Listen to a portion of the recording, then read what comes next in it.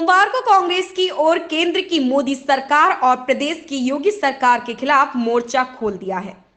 Budget सत्र की चर्चा के बीच कांग्रेस नेता रणदीप सुरजेवाला ने नारा देते हुए कहा, भाजपा भगाओ देश बचाओ। वे लखनऊ स्थित कांग्रेस मुख्यालय में मीडिया से वार्ता के दौरान काफी तल्ख अंदाज में नजर आए। इस बीच रणदीप सुरजेवाला ने महंगाई को लेकर दोनों सरकारों को घेरा। उन्होंने बताया कि कपड़ों पर लगी जीएसटी के चलते महंगाई बढ़ी है। किसानों को लेकर उन्होंने एक बड़ी बात कही कि यूरिया के कट्टे से 5 किलोग्राम खाद चोरी कर लिया है। खेती पर उन्होंने एक आंकड़ा पेश करते हुए कहा कि किसान जब खेती करता है तो 2014 की तुलना में प्रति हेक्टेयर 30,000 रुपए अतिरिक्त खर्च करने को मजबूर है। उन्होंने केंद्र की मोदी सरकार पर तंज कसते हुए कहा कि किसानों से टैक्स के नाम पर अवैध वसूली करके उसी धन को किसानों के खातों में जमा कर रहे हैं। भाजपा सरकार पर निशाना साधते हुए सुरजेवाला ने कहा कि लोग सुबह उठकर चाय बनाते हैं तो पाते हैं कि गैस का सिलेंडर 1000 पार हो गया। जब खाना बनाते हैं तो खाने का तेल 200 पार, दाल 200 पार। काम पे जाते हैं वक्त स्कूटर, मोटरसाइकिल, कार में पेट्रोल डलवाते हैं तो वो भी 100 के पार। घर लौटते हुए फल, सब्जी, दूध, आटा लाते हैं तो वह भी महंगाई की लूट। मोदी योगी सरकारें जिस जनता का नमक खाकर सत्ता के सिंहासन पर बैठी है, उसका नमक तक महंगा कर दिया है। लोग सुकून से एक चाय की प्याली भी नहीं पी सकते। साल 2014 में जो चाय 130 रुपए से 140 रुपए किलो मिलती थी, वह आज 400 से 500 किलो तक महंगी हो गई है। दाल, चना, राजमा, टमाटर, प्याज, सब्जी, हर खाने पीने की चीज गरीब की थाली से दूर होती जा रही है। लगता है कि भाजपा की अहंकारी सत्ता में डायन महंगाई अब घर जमाई बन गई है।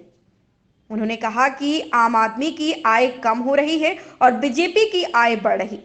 एक तरफ देश के लोग महंगाई की आग में झोंके जा रहे हैं तो दूसरी ओर भाजपा की संपत्ति 7 साल में 780 करोड़ से बढ़कर 4850 करोड़ हो गई है तथा भाजपा के मित्रों हम दो हमारे दो रोज 1000 करोड़ बढ़कर लाखों करोड़ पहुंच गए हैं।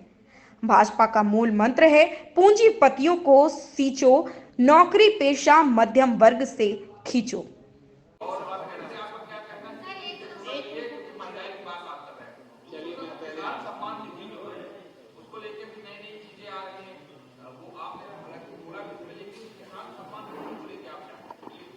आदरणीय मित्र, दो रास्ते हैं।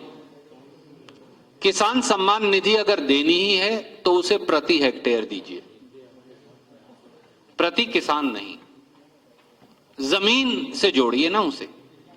और आप 30,000 रुपया किसान की जेब से निकाल रहे हैं तो 50,000 रुपया प्रति हेक्टेयर दीजिए या 40,000 दीजिए तो उसकी जेब में कुछ जाएगा।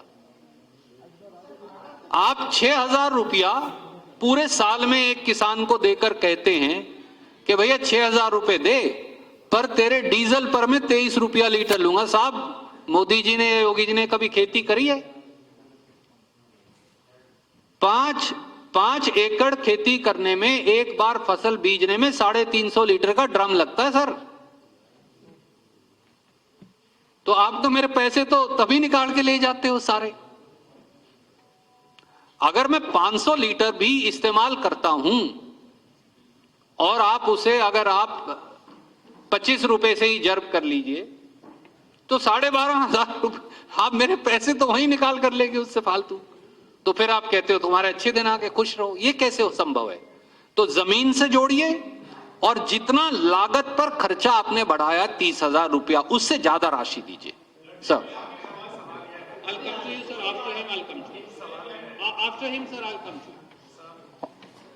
लड़की हूं, लड़ सकती हूं।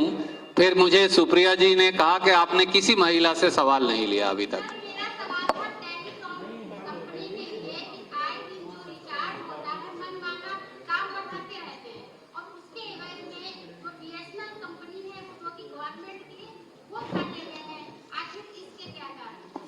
इसका कारण यह है कि मोदी जी ने आज तक बीएसएनएल को 4G नहीं दिया, क्योंकि कुछ मित्र कंपनियों को मुनाफा पहुंचाना था। मैं सुप्रिया जी को कहूंगा कि वो पत्रकार वार्ता हमारी भेजेंगी। जो पिछली बार इन्होंने रेट बढ़वाए थे 3 महीने पहले, केवल उसका अतिरिक्त बोझ टेलीकॉम कंपनियों के उपभोक्ताओं पर 68,000 करोड़ था। 68,000 करोड़, ये मैं नहीं कह रहा, मैंने TRAI telecom regulatory authority of India की रिपोर्ट निकालकर बताया था, कैलकुलेट करके, सिंपल मैथमेटिक्स से। तो ये कर रहे हैं BSNL हो, MTNL हो, उसकी तालाबंदी, और कुछ निजी टेलीफोन कंपनियों को फायदा। ठीक, आप मुझे बताइए, मैं सर एक सेकंड, आप मुझे बताइए, हमें ऐतराज नहीं, पहली बार अगर किसान डूब जाता है, दुकानदार डूब जाता है, आपकी नौकरी चली जाती है, तो सरकार पैसा नहीं देती। पर एक टेलीफोन कंपनी डूब रही थी तो मोदी जी ने उसके सारे शेयर आपके पैसे से खरीद लिए। खरीदे हैं अभी कि नहीं? एक टेलीफोन कंपनी के खरीदे ना। तो फिर जो किसान की खेती अगर खराब हो जाती है तो मोदी जी क्यों नहीं वो ले लेते?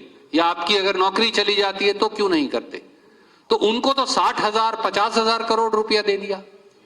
तो अगर लखनऊ में किसी दुकानदार की दुकान बंद हो जाती है तो मोदी जी या योगी जी आते हैं खरीदने कि जी नहीं आपकी दुकान बंद हो रही है भैया, इसलिए ऐसा करो सारा माल मुझे दे दो, मैं 50 लाख रुपया लगाता हूं।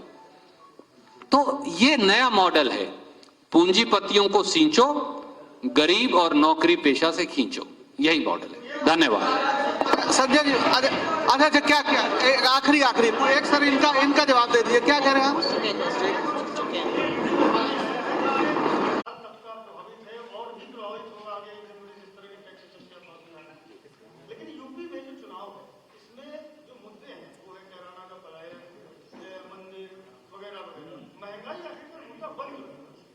मैं आपसे पहले तो सवाल के लिए साधुवाद, बहुत सटीक और सही सवाल है।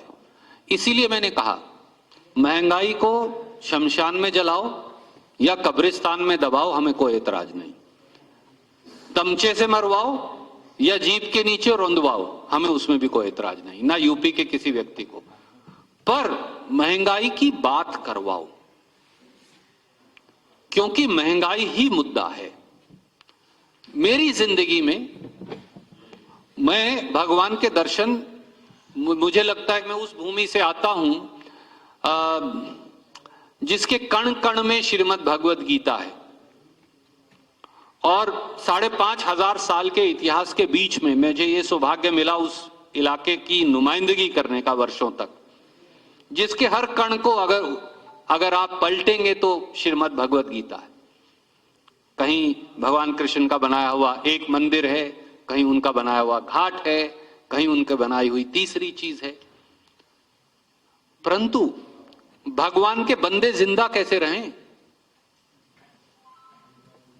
भगवान तभी जिंदा रहेंगे जब उनके बंदे जिंदा रहेंगे, क्योंकि भगवान तो बंदे में है। अगर बंदे मर जाएंगे तो भगवान कैसे रहेंगे?